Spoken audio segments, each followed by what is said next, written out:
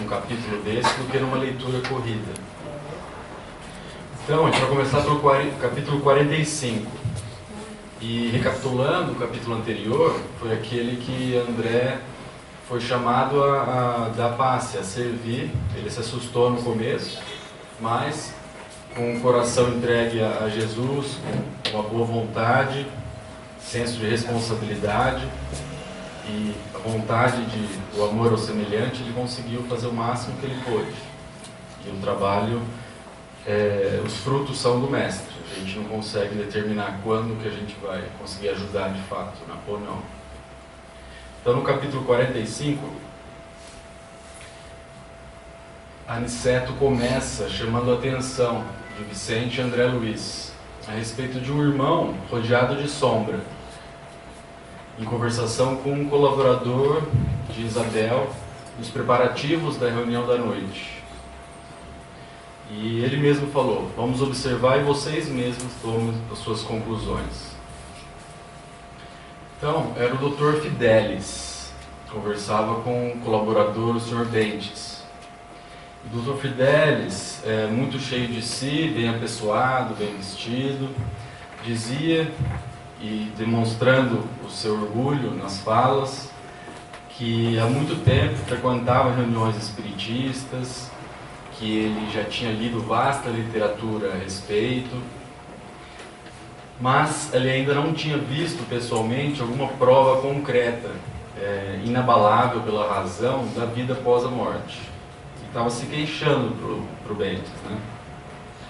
Dizendo que nós vivemos em paisagens de mistificações sutis, e citando um ou outro exemplo de casos de médiums falsos na Europa, que realmente ocorreram ao longo do século XIX e XX, fazendo uma generalização de que toda a doutrina espírita se baseava nesse tipo de mistificação, como se por haver, sei lá, um vinho falso, não existe um vinho verdadeiro.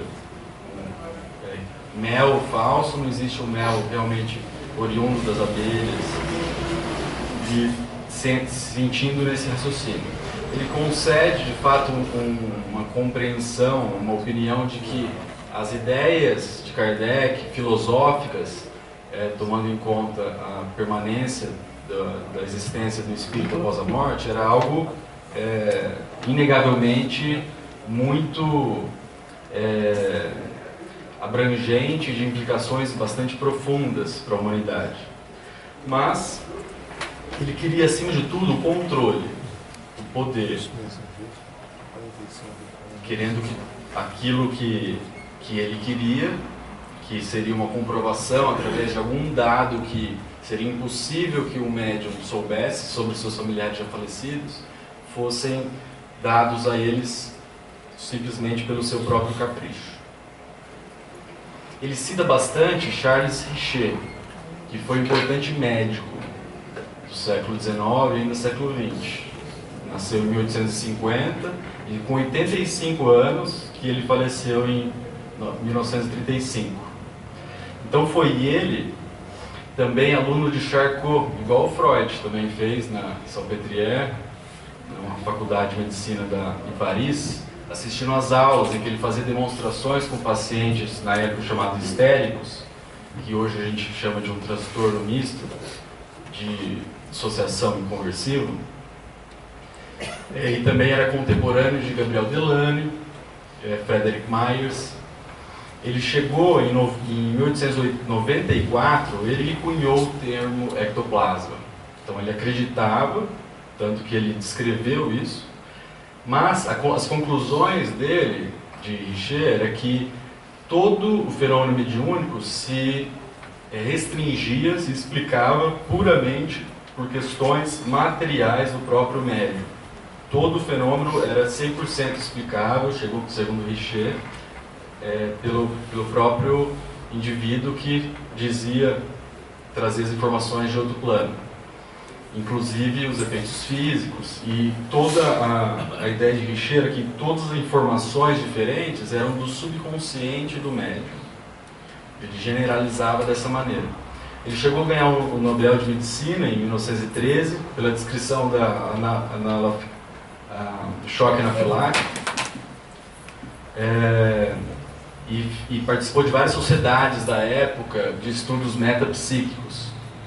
Ele tinha ideias também de eugenia, de impedir pela castração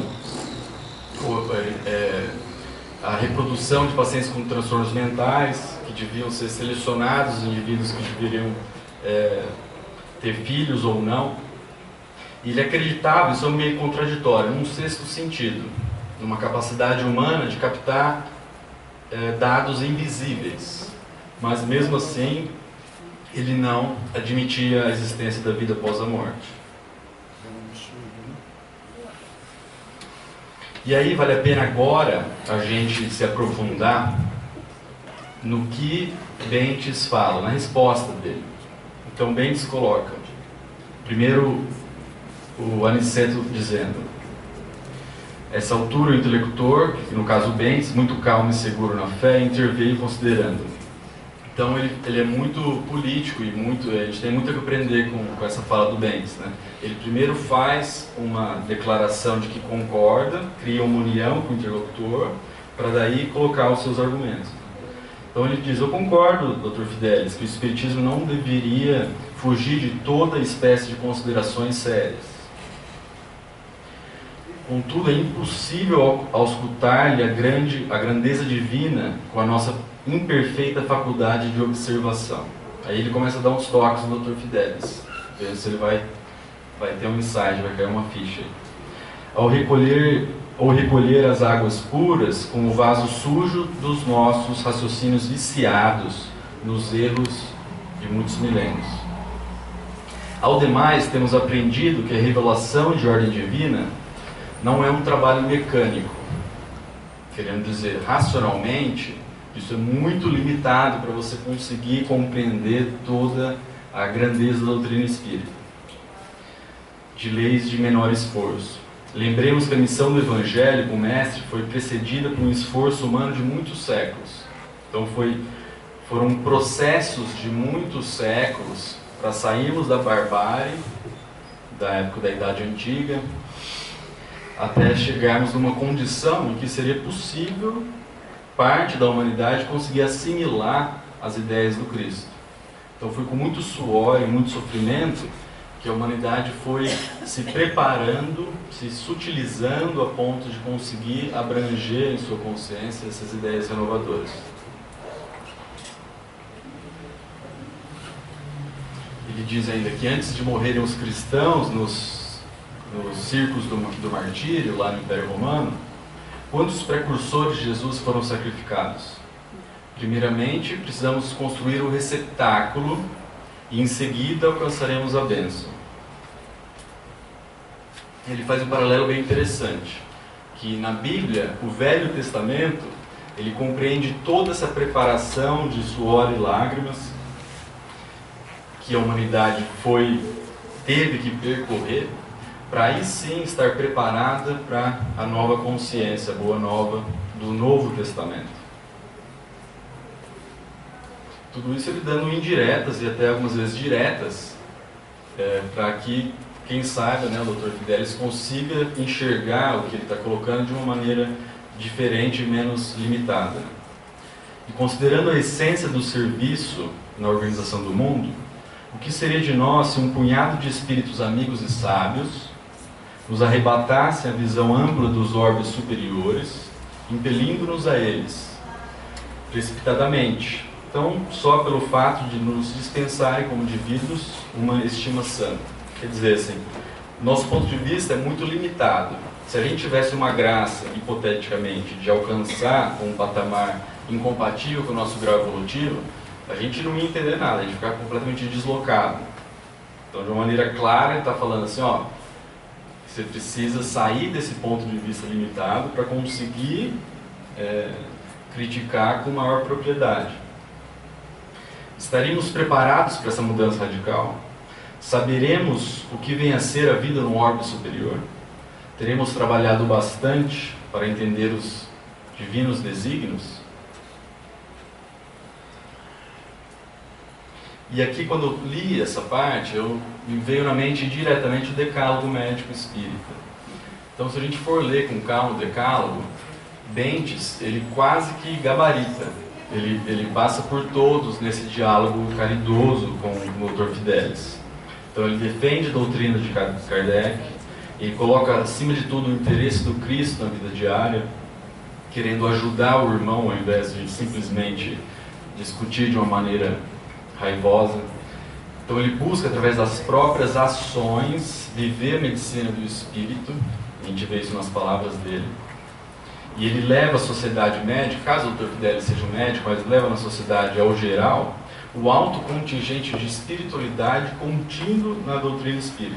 Então, em vez de fazer proselitismo, ele tenta levar a questão qualitativa, espiritual, caridosa do amor do Cristo. Ele ainda colabora, ele está lá para fazer o trabalho, mais ou menos 1 hora antes dos trabalhos, eles estão tendo esse diálogo na instituição espírita. Valoriza os minutos preciosos da existência, combate através do exemplo e da palavra a perversão dos costumes, e o que ele faz diretamente é amparar o intoxicado intelectual, que é isso que o Dr. Fidelis está, esse é o problema dele. E aí ele replica, né, o Dr. Fidelis. Você fala como um homem de fé, esquecendo que o meu esforço é na ciência. E ele diz ainda, você está informado que cientistas já declararam fraudes em vários médiuns da Europa e da América. Aí ele generaliza de novo, ou seja, ele não entendeu nada. O que esperar de uma doutrina confiada a mistificadores continentais? Ele vai para o mesmo argumento do início, né? E aí, muito calmamente, Bentes continua o seu trabalho evangelizador. Então ele diz, de fato, a gente estaria cometendo um erro grave se a gente colocasse toda a doutrina na responsabilidade de algumas pessoas, de alguns médiuns.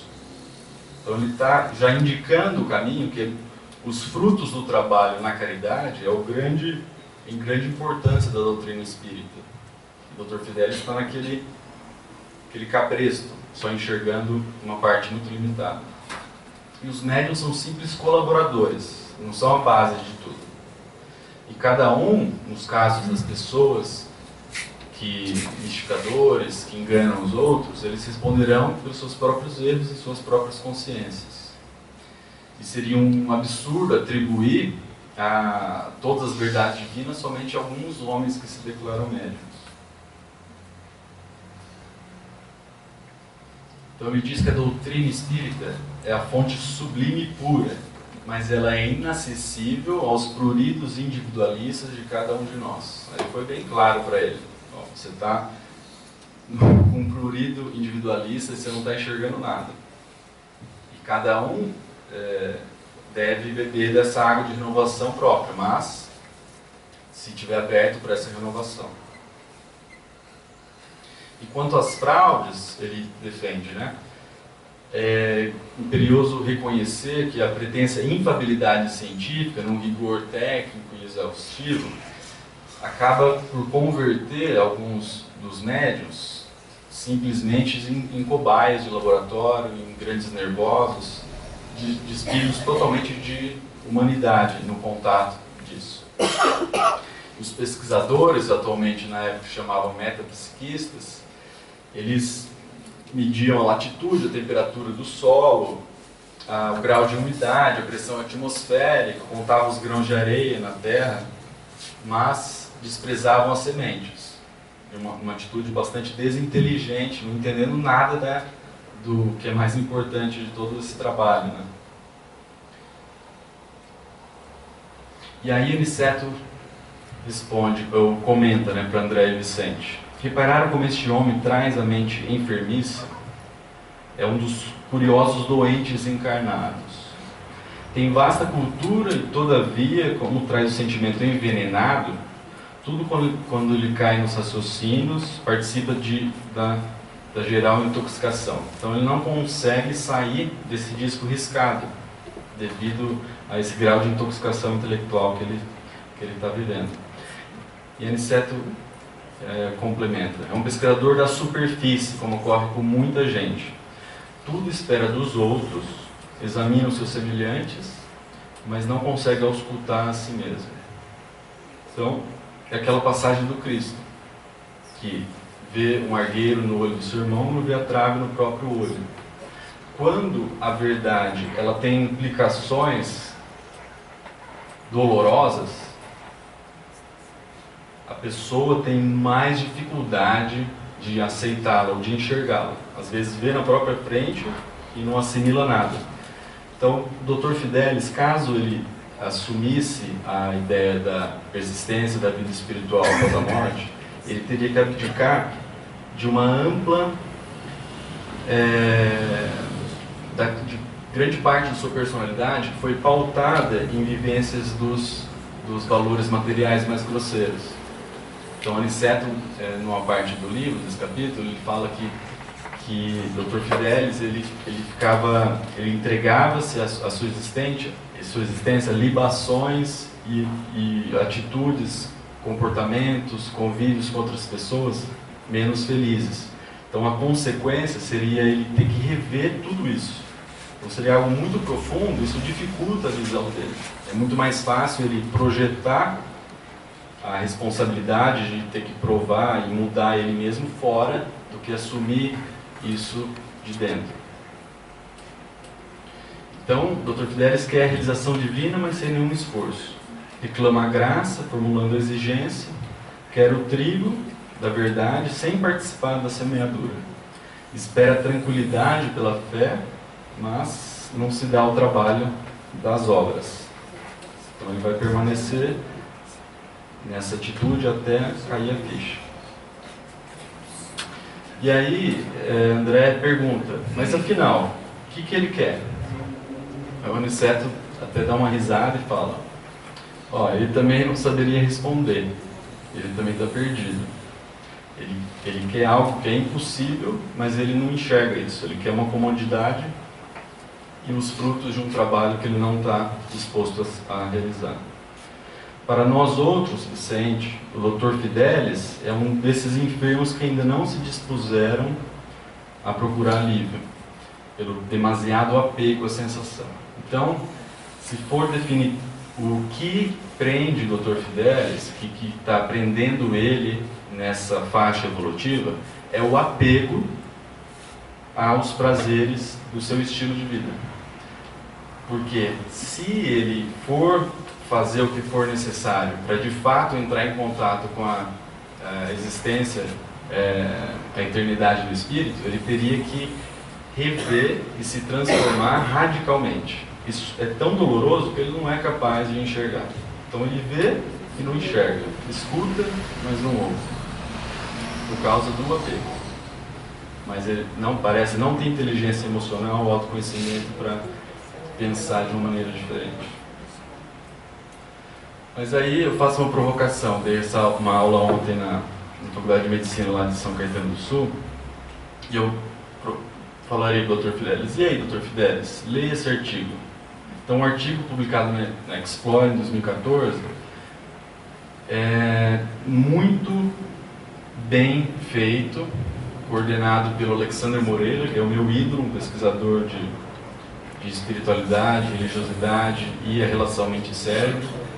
Então eles pegaram as cartas de Chico Xavier e viram quais tinham mais informações objetivas que seriam possíveis, que seriam confirmadas posteriormente com pessoas ainda vivas que pudessem eles entrevistarem e conversarem.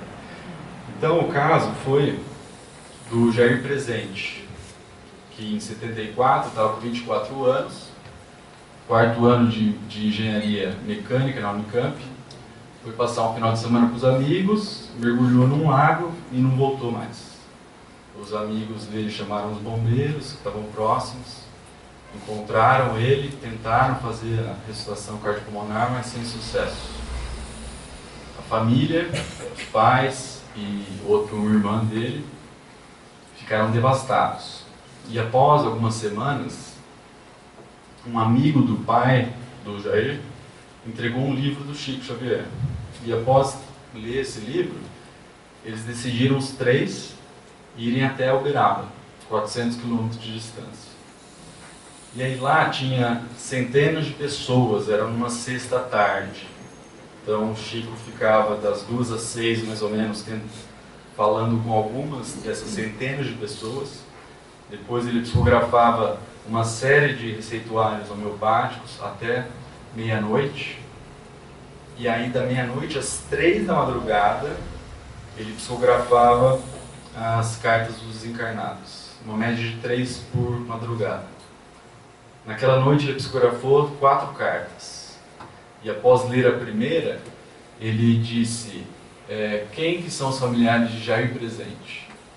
Aí na entrevista, a irmã, que ainda é viva, disse que ela e os pais ficaram atônitos e foram lá esbaforidos e inacreditavelmente ouviram toda aquela carta.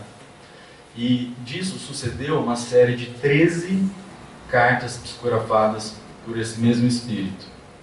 Nessas 13 cartas, são 99 itens objetivamente identificáveis. Ou seja, nomes, datas, endereços, características, coisas que são objetivamente identificáveis. Todas corretas. E aí existe uma escala que você mensura a probabilidade do médium saber daquela informação. E aí 8 são praticamente impossíveis do Chico ter conhecimento prévio. Então são detalhes desconhecidos pela família presente. Por exemplo, na primeira carta, o Jair Presente descreve que ele foi recebido do outro lado pela tia Elvira e pelo vovô Basso. Então, Chico Xavier nunca tinha visto aquela família. O obituário que saiu no jornal lá de Campinas, a 400 km de distância, não chegava ao Uberaba numa época que não tinha internet. Muito menos WhatsApp. E também no obituário não saiu foto da família, então não teria como ele reconhecer a família. E além disso, não saiu esse nome Elvira e muito menos o sobrenome Basso. E também não tinha nenhum grau de informação de que a Elvira tinha falecido e que ele também não poderia saber que o avô Basso também teria falecido. E o impressionante é que a Elvira era a tia da mãe do Jair Presente, do desencarnado. E ela falou assim, mas ela está viva. Aí eles chegaram em casa, ligaram para outros parentes, e aí descobriu que a tia Elvira havia falecido 3 anos atrás. Ninguém sabia, dos 3 que foram até lá. Os outros itens ocorreram de uma maneira ainda mais estranha, impressionante. Que a família não estava lá em Uberaba. E mesmo assim, ele psicografou cartas do Jair Presente. E tinham detalhes minuciosos de 3 falecimentos na região de Campinas, com nome, sobrenome, data da morte, nome do cemitério que foi enterrado, nome dos pais do falecido, e outros detalhes. E aí a família não conhecia esses falecidos. E o Jair dizia que eles estavam cuidando desses 3 falecidos do outro lado e pediam para a família ajudar as famílias desses 3 desencarnados. E aí eles falaram assim, vamos procurar. Aí não tinha Google na época, não tinha nada, eles publicaram no jornal. E aí dias depois apareceram os familiares dos 3. E, por exemplo, um deles era um Aníbal que tinha cometido suicídio. E as possibilidades de compreensão por vias normais desses conhecimentos que os autores, principalmente no século XIX e XX, colocavam, é fraude, então um ato deliberado de enganar, que fica forçando a barra é pouco, né? Não dá para explicar. Mentalismo é uma capacidade da pessoa sacar detalhes através indiretos sei lá, o vestimenta, gestos das pessoas, se tem marca de aliança, se era casado e divorciou, coisas desse tipo. mas que quando o dado não é nem sabido de quem está presente no local, você não consegue explicar. Criptomnésia é quando o inconsciente do médium coloca informações que ele não sabe conscientemente. Então, por exemplo, se ele teve algumas aulas de espanhol na infância, ele pode escrever em espanhol, e alguns autores falam que seria essa supermemória, que estados alterados de consciência seriam capazes de evocar isso. E o mais engraçado é que muitos autores falam de sorte, é o acaso. Mas foram 99 itens e todos certos. Tem que ter muitas, vai ganhar na Mega Sena. Várias vezes. Ele nunca jogou, né, doutor? Nunca jogou. E agora a gente vai para o capítulo 46. 46.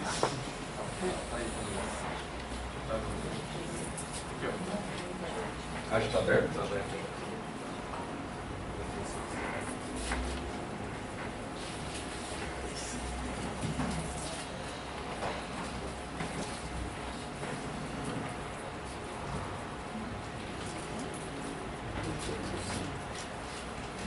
Então esse capítulo 46, Aprendendo Sempre, ele é um pouco mais curto, que vai dar tempo da gente conversar um pouco no final. Então, 1 hora aproximadamente antes das reuniões, a casa estava extremamente movimentada no plano espiritual.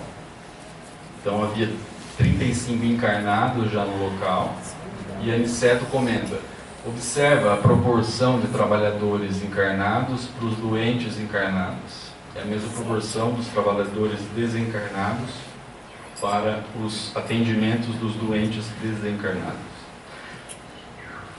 Então, existiam mais de 200 espíritos desencarnados em processo de atendimento, preparando para o atendimento. E cerca de 50 espíritos desencarnados, sendo que 44 estavam só naquela parte do fundo aqui no Caibar, que seria correspondente dos pedidos escritos por pessoas que precisam de algum tipo de auxílio. E entre os corporificados, 35 doentes, cerca de 8 trabalhadores. Fazendo uma proporção rápida aqui no Caibar, então mais de 610 espíritos encarnados e desencarnados só no térreo aqui, tá? Contando as duas turmas do passe especial e do passe comum, mais de 600 numa noite de quinta-feira no térreo. Lá em cima eu nem me atrevo, que deve ser ainda maior. Então a gente fica mais ou menos em 17 médiuns passistas aqui no térreo, por sessão. A gente atende cerca de 70 pessoas. E a proporção seria de pelo menos 105 espíritos desencarnados nos auxiliando nos trabalhos. Então algo bem maior do que a gente consegue ver. E aí Aniceto comenta assim, que aqueles pedidos, então estavam 4 médicos desencarnados, na mesa onde ficavam os papéis, então pedidos de receitas homeopáticas, pedidos de auxílio, atualmente seria o que a gente deixa na caixinha ali no final da sala. Então tinham diversos tipos de pedidos, né, nesses papéis. E aí Vicente faz uma pergunta bastante ingênua, né? E aí, todo mundo recebe o que pede? O Aniceto, muito paciente, por sinal, né? Fala assim que nem sempre. Só recebe aquilo que eles realmente precisam, né? Não pensam que precisam. E tem vários tipos de solicitações. Então tem aquelas de saúde física, e aí todo o ponto de vista da intervenção espiritual é em relação à saúde do espírito eterno. Então, quando a dificuldade, a parte dolorosa, o sofrimento que a gente passa a longo prazo pelo espírito eterno é fundamental para o restabelecimento da saúde e da harmonia da alma, eles não intervêm. Então, eles passam todo esse raciocínio nesse sentido. E além disso, quando é algum tipo de orientação, por exemplo, algum tipo de pergunta, de questionamento, há uma regra que, se nem Deus quebra a lei do livre-arbítrio, os espíritos também não vão fazer isso por nós. Então eles nunca vão dizer o que nós devemos fazer. porque é uma escolha nossa, deve ser nossa. Senão a gente pode chegar do outro lado e falar assim, eu fiz isso por causa de fulano, não sei o quê. Então, Aniceto coloca, desse modo, no capítulo das orientações, a maior parte dos pedidos são sem juízo, são sem cabimento. E apenas para aqueles que estão interessados na saúde espiritual de fato, quando a intenção é coerente com a saúde do espírito, eles fazem algum tipo de atendimento em relação à saúde física. Se o interesse está simplesmente em aliviar para continuar tendo os mesmos comportamentos que levaram à disfunção, eles nem perdem tempo, que é a maioria.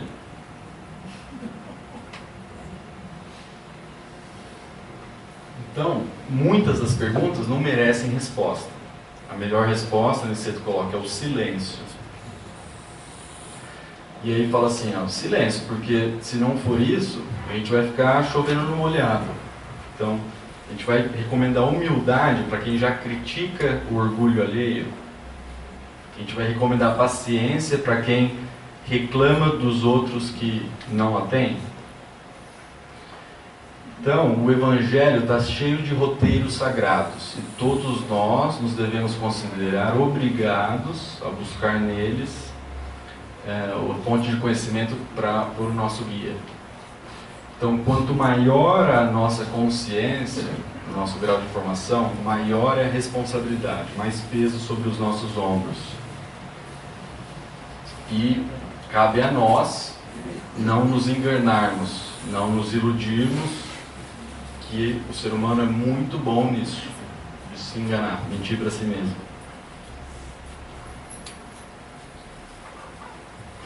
Então, quando eu li isso, veio na minha cabeça um negócio que chama função transcendente de Jung. Então, Jung dizia que frente a um conflito, a uma dificuldade, qualquer que seja, a solução vem de dentro para fora. Quando a gente consegue sustentar, como se estivesse pendurado numa cruz, e cada braço a gente tivesse que sustentar nosso objetivo, aquilo que a gente deseja, do nosso eu superior, e aquela parte de nós que se atrai pelo oposto disso. Ter consciência de ambas as coisas, ao mesmo tempo, é extremamente doloroso, porque todo conflito, quando as coisas não batem, é doloroso. E a gente evoluiu psicologicamente os mecanismos de defesa da mente para a gente se livrar da dor o mais rápido possível. Então a gente nega, a gente dissocia, a gente faz piada.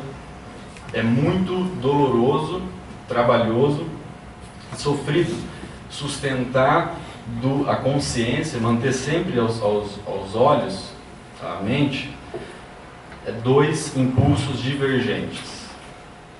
Então eu quero ter dinheiro para ter um carro, ter uma casa e tudo mais, mas eu me sinto culpado porque eu não estou conseguindo fazer trabalho voluntário, não estou dormindo bem, estou sendo irritado com as pessoas e tudo mais.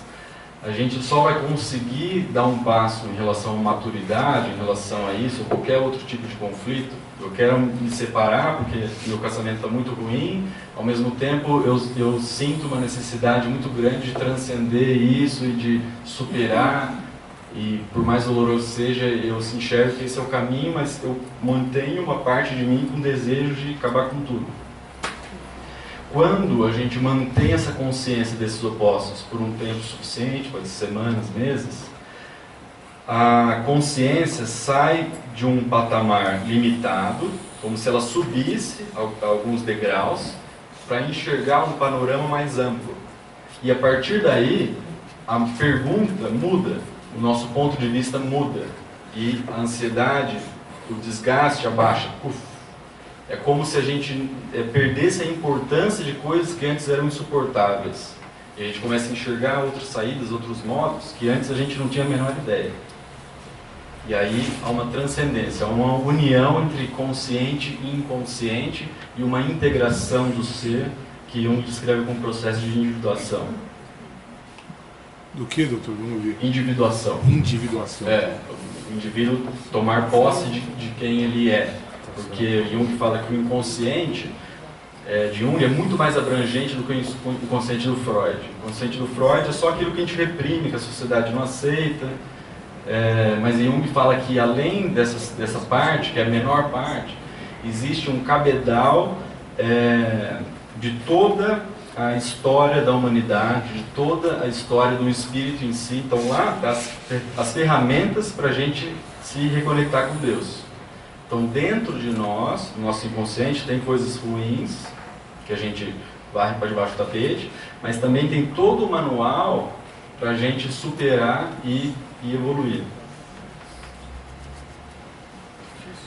Então, Aniceto coloca: os desencarnados e os encarnados ainda abusam das possibilidades do intercâmbio mediúnico entre as esferas visíveis e invisíveis, mas eles pagarão um preço alto por isso. Ele fala isso quando o Vicente pergunta sobre as solicitações conscientemente levianas, ou seja, com o objetivo de terem vantagens materiais diretas. Tipo, eu tenho que... Como é que eu faço para ter uma promoção no meu emprego? Como é que eu faço para conquistar outra pessoa amorosamente, coisas desse tipo, né? Então ele fala que muitas entidades desencarnadas estimam, gostam, né, dos espíritos encarnados, se entretêm nesse tipo de palpites, de diversas situações e dificuldades terrestres, bastante inferiores e mesquinhos, em questões subalternas, porque eles ainda são incapazes de enxergar a existência de uma maneira mais ampla e ver aquilo que realmente importa. E em face dos horizontes infinitos da vida eterna, eles convertem-se em meros escravos de mentalidades inferiores, encarnadas na Terra. Esquece que o nosso interesse imediato agora deve ser, acima de tudo, a espiritualidade superior. E aí o Vicente pergunta de novo: e aí, o que acontece? Outra pergunta ingênua do Vicente.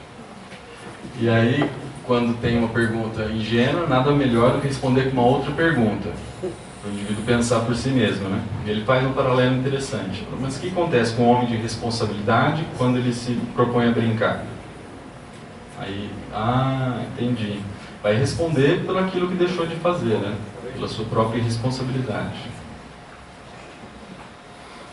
Então, muitas pessoas ficam perdidas nessa parte do Evangelho de Marcos, no capítulo 11, em que Jesus fala: o que quer que seja que pedirdes na prece, ou seja, na prece, em contato com Deus, em oração, crede que obtereis e vos será concedido. E aí um raciocínio que algumas pessoas fazem, bastante rasteiro, limitado e primitivo, é que eu posso pedir qualquer coisa, um carro, uma casa, uma promoção no emprego, tudo vai ser concedido. E depois acusam Deus como culpados disso. Mas quando a gente pede, a gente tem que saber enxergar o que a gente quer e a resposta. Porque a gente está aqui para testemunhar o nosso... nós somos herdeiros do nosso próprio passado. Somos herdeiros de nós mesmos. E ninguém pode vivenciar isso por nós. Cada um com a sua própria cruz. E aí a forma de resposta divina é através de coragem, uma ideia, através da fé, de uma resignação. São coisas subjetivas e muito mais importantes que vão ajudar a gente a percorrer o que a gente tem que percorrer. Ninguém pode percorrer por nós. O mérito deve ser nosso, ou desmérito. Então Deus ajuda aqueles que ajudam a si mesmos, não aqueles que tudo esperam sem fazer nada.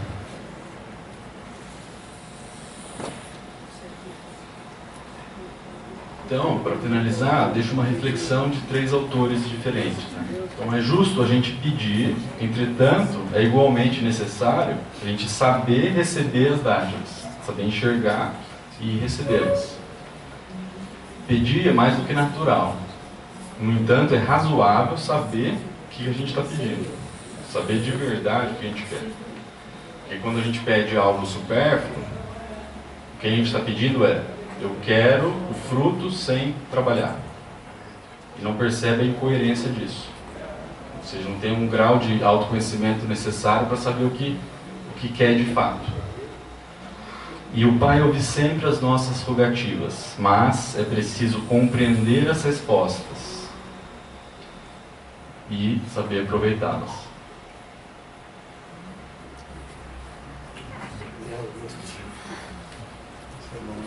E aí, no final do capítulo, um dos clínicos espirituais da casa chega, cumprimenta o Aniceto e fala: a gente precisa de ajuda de vocês para 2 casos urgentes. Uma jovem que desencarnou hoje e um agonizante. Mas isso são cenas da semana que vem, do capítulo da semana que vem. Só para deixar um Então agora eu quero deixar livre para vocês falarem também, que eu estou aqui para aprender. Para a gente conversar.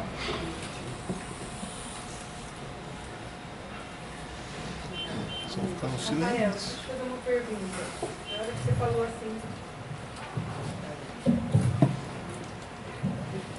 Na hora que você explicou que no conflito, que a consciência transcende, como é que você assim, explica o processo de adoecimento físico se a gente não consegue transcender?